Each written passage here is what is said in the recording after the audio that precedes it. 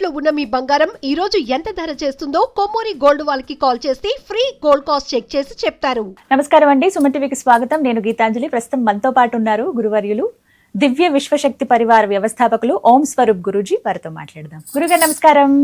శుభాశీషులు తల్లి. దివ్య శక్తి స్వరూపులందరికీ కూడా దివ్య అనుగ్రహ ప్రాప్తి. శ్రావణ మాసంలో లక్ష్మీ అమ్మవారి ఆరాధన విశేషంగా శుక్రవారాల్లో ఏ విధంగా చేయాలో వివరిస్తారా గురుగారు? అమ్మని ఆరాధించడానికి ఏ విధంగా ఆరాధన చేసినా అమ్మ ఇష్టంగా చేసిన బిడ్డల్ని కాపాడుతుంది. మీరు సహస్రనామాలు చేసినా, అష్టోత్తరాలు చేసినా మీ ఇష్టం. మరి పాలతో చేసిన, క్షీర అన్నంతో చేసిన మన ఈ తృప్తి అమ్మవారికి ఇది పెడితే తప్పకుండా స్వీకరిస్తుంది. స్వీకరించడం అంటే ఆఘ్రాణిస్తుంది. అంటే గుళ్ళల్లో కూడా మనకి అన్ని ప్రసాదాలు పెట్టి కర్టెన్ వేసి తలుపులు దగ్గరేసి అందరూ బయటకు వస్తారు, ఎవరు లోపల ఉండరు. ఆ టైంలో 5 నిమిషాలు 10 నిమిషాలు టైం ఇచ్చి మళ్ళీ వెళ్తారు. అప్పుడు ఆ ప్రసాదాల్లో రుచి వస్తుంది. అమ్మవారు కానీ అయ్యవారు కానీ ఎవరైనా కానీ, ముఖ్యంగా అమ్మవారి టెంపుల్స్లో అంటే ఇప్పుడు అమ్మవారు విశేషంగా మాట్లాడుతున్నాం కాబట్టి అమ్మవారు ఆగ్రహిస్తుంది, స్వీకరిస్తుంది. మన కోరిక ఉంది కాబట్టి ఆవిడికి ఆకలి వేయడం కాదు అక్కడ. మనకేమిటి కోరిక? అమ్మవారు నేను చేసిన ప్రసాదం స్వీకరించాలి, అమ్మవారికి నైవేద్యం పెట్టి ఆ తర్వాత వితరణ చెయ్యాలి అనే భావం. అమ్మవారు కూడా మన ఇష్టాన్ని తప్పకుండా ఆమోదిస్తుంది, అనుగ్రహిస్తుంది.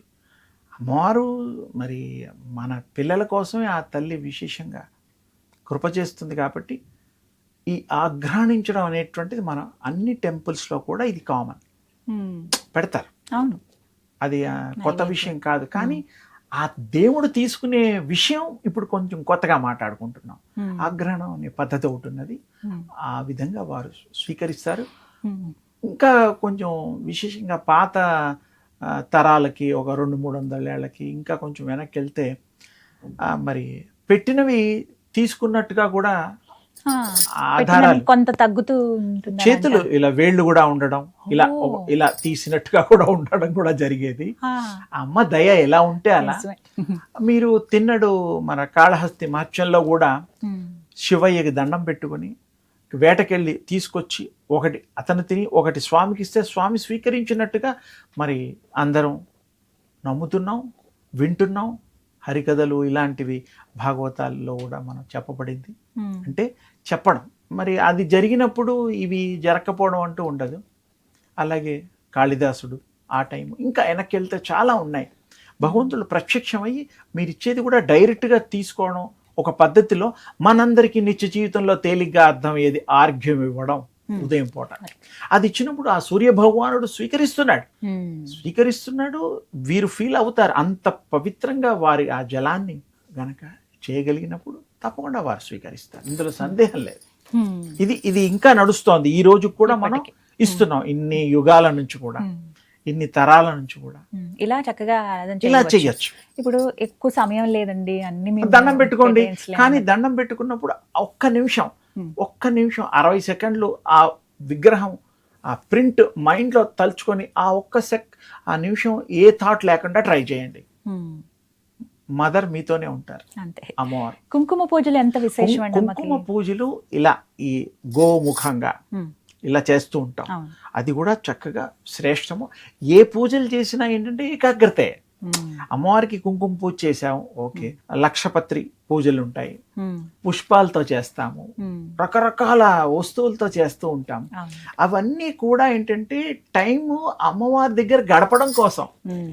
ఇంత టైం గడిపితే ఏకాగ్రత వస్తుంది. ఇన్ని నామాలు చెబితే ఇన్ని నామాల్లో కొంత భాగం తర్వాత అమ్మ మీద దృష్టి సారించవచ్చు అనేటువంటిది ఒక టెక్నిక్ అన్నమాట.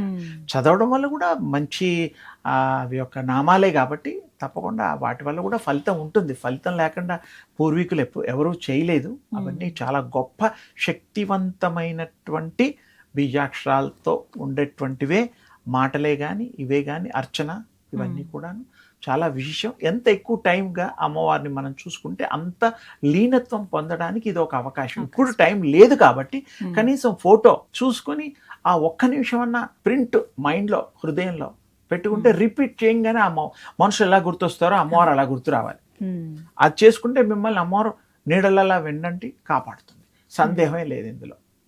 ఏ విధంగానైనా పూజలు చేయొచ్చు, అభిషేకాలు చేయొచ్చు.